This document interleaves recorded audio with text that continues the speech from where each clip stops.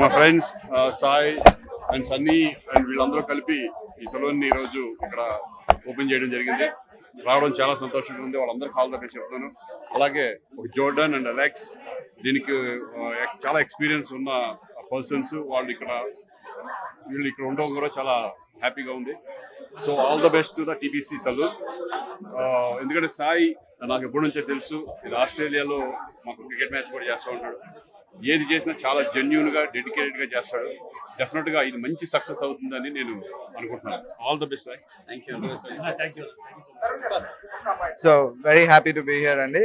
So first of all, congrats to Sai and Sunny, Jordan and Alex, all of them.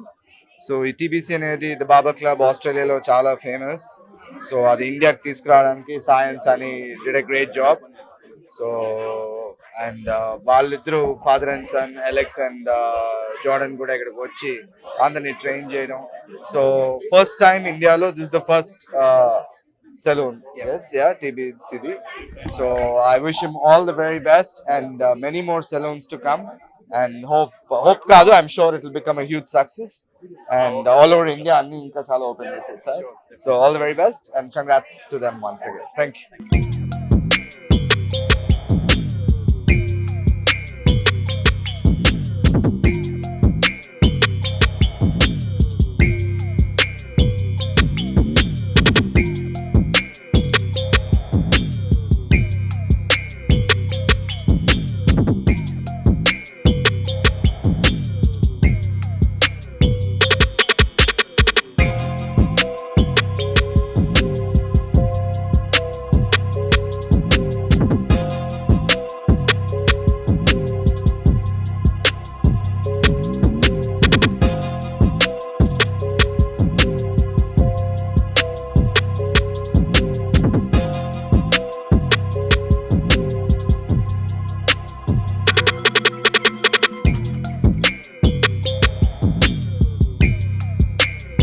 These two big guys, so వాళ్ళ మాటల్లోనే మీరు వింటే happy.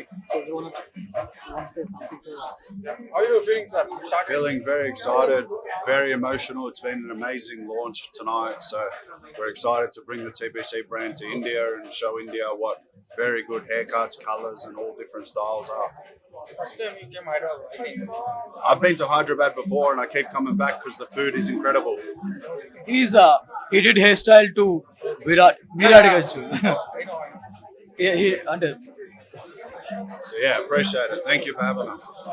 Alex, Thank you very much for welcoming us to India. We look forward to bringing our fashion and our brand to India and making everybody look amazing. So okay బేసిక్గా వీళ్ళు మన star cricketers ఎవరైతే ఉన్నారో వాళ్ళందరూ అంటే ముఖ్యంగా విరాట్ భయ్యాకి and సూర్యకుమార్ యాదవ్కి, కేఎల్ రాహుల్, హార్దిక్ పాండ్యా, చాహల్, సో వాళ్ళందరికీ కూడా ఆస్ట్రేలియాలో ఉన్నప్పుడు the best hair cuts provide చేశారు. అండ్ ఇప్పుడు మన హైదరాబాద్ లో కూడా we're gonna rock it. See you soon, all of you. Thank you so much for coming once again. See you. So ఇద్దరికి హాయ్ అండి. Hi madam. హాయ్ అండి. Bigg Boss లో ఒక శ్రీహాను సిరి అంటే ఒక పెద్ద fame. So after Bigg Boss తర్వాత మీకు చాలా ఆపర్చునిటీస్ చాలా తగ్గాయని చెప్తున్నారు. సో దాంట్లో వాస్తవం ఎంత? నిజం చెప్పండి. ఆపర్చునిటీస్ ఉన్నాయి, నేనే చేయట్లేదు. అంటే తగ్గడం అదేముంటుంది, నాకు వస్తున్నాయి. అంటే నేను సెలెక్ట్గా బిఫోర్ బిగ్ బాస్ కూడా నేనేం 100,000 ప్రాజెక్టులు ఏం చేసేయలేదు కదా, బిజీగా ఉండడానికి. అంటే మీరు చేసిన కొన్ని ప్రాజెక్ట్స్ సార్ అప్పుడు షార్ట్ ఫిల్మ్స్ కానీ లేకపోతే వెబ్ సిరీస్ కానీ సూపర్ డూపర్ హిట్ అయ్యాయి. సో ఆఫ్టర్ బిగ్ బాస్ తర్వాత చాలా రేర్ మీరు వెబ్ సిరీస్ కూడా చాలా యూట్యూబ్ చేయట్లేదు అంతే యాజ్ ఆఫ్ నో. అంటే బిఫోర్ బిగ్ బాస్ అంత కంటిన్యూస్ గా కనబడడానికి రీజన్ ఏంటంటే యూట్యూబ్ లో చేసేవాళ్ళం.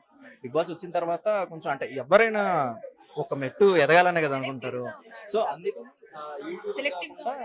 ఒక్క నిమిషం, అది యూట్యూబ్ అని కాకుండా ఇప్పుడు ఓటీటీకి చేస్తున్నాం అనమాట. ఎవరైనా సరే ఒక మెట్టు ఎదగాలని ట్రై చేస్తారు కాబట్టి యూట్యూబ్ లో ఎక్కువ కనబడకపోవడం మేబీ అలా అనిపించండొచ్చు. బట్ ఓటీటీకి అయితే మంచి ప్రాజెక్ట్ ఆల్రెడీ షూట్ అయిపోయింది 90%. 2 months లో అనౌన్స్మెంట్ ఇస్తాం. సో ఎవరెవరైతే అడిగారో వాళ్ళందరికీ ఆన్సర్ చేయొచ్చు. ఓకే, ఇంకొకటి మీరు యూట్యూబ్ లో చేసిన ప్రతిసారి సిరి గారు హీరోయిన్ ఉంటారు. సో ఈసారి ఎవరు హీరోయిన్ కొత్తగా? అందుకే ఈసారి మార్చాం. ఎన్నాళ్ళని సిరీని కలిసి చేద్దాం అని చెప్పి ఒక కర్ణాటక అమ్మాయి. ఇంకా డీటెయిల్స్ అవి మేము కూడా ఇప్పుడు ఎక్స్పోజ్ చేయలేదు, రిలీజ్ చేయలేదు. వచ్చిన తర్వాత వేరే అమ్మాయితో చేస్తున్నాం. ఇప్పుడు వేరే అమ్మాయి సిరి కూడా ఉంది అందులో. అంటే ఆమె లేకుండా ఏం చేయరా మీరు? లేదు అంటే ఒక అదృష్ట దేవత అనుకోవచ్చు కదా సిరిని.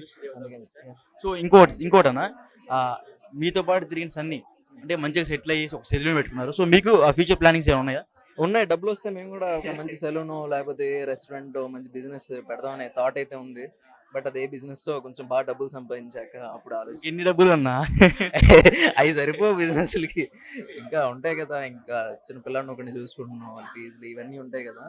సో ఇవన్నీ కాకుండా కొంచెం బాగా అన్ చేసిన తర్వాత మేబీ బిజినెస్ ట్రై చేస్తాం. యాజ్ ఆఫ్ నో అయితే ఏం ప్లాన్ ఏం లేదు. ఓకే, ఇంకొకటి అందరికి సస్పెన్షన్ మీ మ్యారేజ్, జస్ట్ కలిసి ఉన్నారని తెలుసు, బట్ మీ మ్యారేజ్ ఎప్పుడు? Next year next year confirm, లేకపోతే ఆ రాజమౌళి లాగా 2022 అది వచ్చేసరికి 2024 అయింది. సో సేమ్ మీకు కూడా అలానే?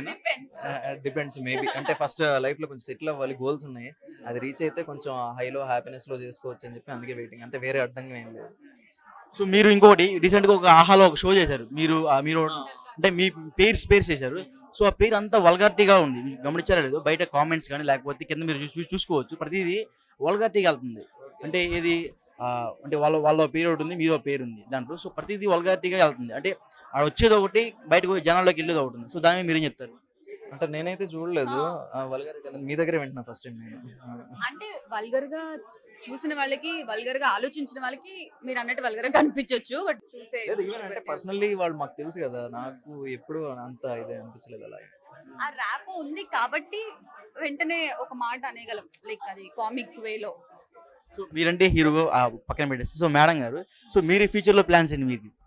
మన ఫ్యూచర్ లో ప్లాన్స్ ఏముంటాయి? సినిమాలు చేయాలి, పెళ్లి చేసుకోవాలి. కాదు మిమ్మల్ని పక్కన పెట్టేసేయండి, ఆవిడ మీ ఫ్యూచర్ ప్లాన్స్ ఏంటంటే ఆ ఫ్యూచర్ లో నేను లేనా? ఇది సపరేట్ అన్నా, మీరు పక్కన పెట్టేసేయండి, ఫ్యూచర్ ప్లాన్ ఏంటంటే మీరు హీరోగా ఒకటి అయిపోయింది, ఇప్పుడు ఆమె హీరోయిన్ గా ఒకటి. సో మీ మీ మీ మీ మీ ప్లాన్స్ ఏంటి ఫ్యూచర్? సినిమాలు చేయాలండి. మనం ఇంత స్ట్రగుల్ అయ్యి ఇక్కడి వరకు వచ్చింది కూడా అల్టిమేట్ గా సినిమాలు చేయడానికి. అండ్ చాలా మంది మీకేంటి వచ్చేసింది ఫేమ్, ఇది ఫేమ్ అయితే మరి సూపర్ స్టార్ చిరంజీవి గారు, మహేష్ బాబు వాళ్ళందరూ ఎవరు? సో అది అలా కాదు, మనం అల్టిమేట్ గా సినిమాలు చేయడానికి ఇంకా స్ట్రగ్లింగ్ లోనే ఉన్నాము, సినిమాలు చేయాలి అంతే. సో ఆఫ్టర్ బిగ్ బాస్ తర్వాత మీరు చాలా కనుమరుగా అయిపోయారు.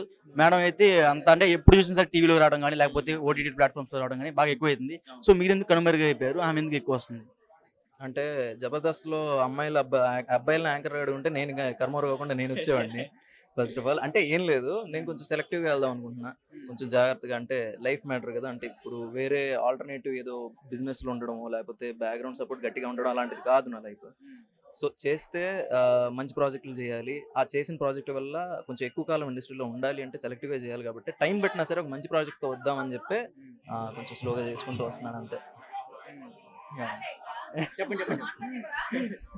అది సో అందుకని సెలెక్టివ్గా చేసుకుంటున్నా, అందుకే టైం తీసుకుంటాను అంతే. చేసేది ఏది పడితే అది చేయకుండా చేసేది ఏదో కొంచెం బెస్ట్ ప్రాజెక్ట్ వద్దామని వెయిటింగ్ అంతే. సో ఇంకొకటి, ఇండస్ట్రీలోకి కొత్త వాళ్ళు రావడానికి చాలా అంటే బాగా కష్టమైపోతుంది. సో అలాంటి వాళ్ళు మీరేం చెప్తారు? కష్టపడని చెప్తానంటే అలాంటి వాళ్ళకి కష్టమైపోతుంది, కష్టమేం లేదన్న. అంటే ఈ కంపారిటివ్లీ మిగతా ఫీల్డ్స్ కంటే ఈ ఫీల్డ్లో కొంచెం టైం టేకింగ్ ప్రాసెస్ ఎక్కువ, పేషెన్స్ ఎక్కువ ఉండాలి. చాలా మంది వచ్చిన వాళ్ళు ఏంటంటే సంవత్సరం 2 సంవత్సరాలు లేదా 3 సంవత్సరాలు ఉన్న తర్వాత వర్కౌట్ అవ్వట్లేదు అని చెప్పేసి వెళ్ళిపోతూ ఉంటారు.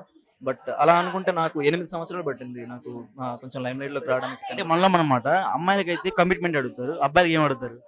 అలాంటిది అంటే నా కాంపౌండ్ లో నేను లేదండి, మా ఫ్రెండ్స్ అది చూపిండి ఒకసారి. గలాటా గీతు గోల్ చేస్తున్నాడు వచ్చి, చాలా మంత్స్ తర్వాత కలిసాం, కావట్లేదు కలిసారు కాదనట్లేదు. గలాటా గీతురాయలు గోల్ చేస్తుంది వచ్చి ఇక్కడికి, రేపు పొద్దున అదే వస్తుంది తన్మయ్యలో. మళ్ళీ కావాలంటే సెపరేట్ గా ఇంటర్వ్యూ తీసుకోండి, మేము కలిసి ఎన్ని మంత్స్ అయింది అసలు మాట్లాడుకోలేదు, మీరే పట్టేసుకుంటారు. Thank you.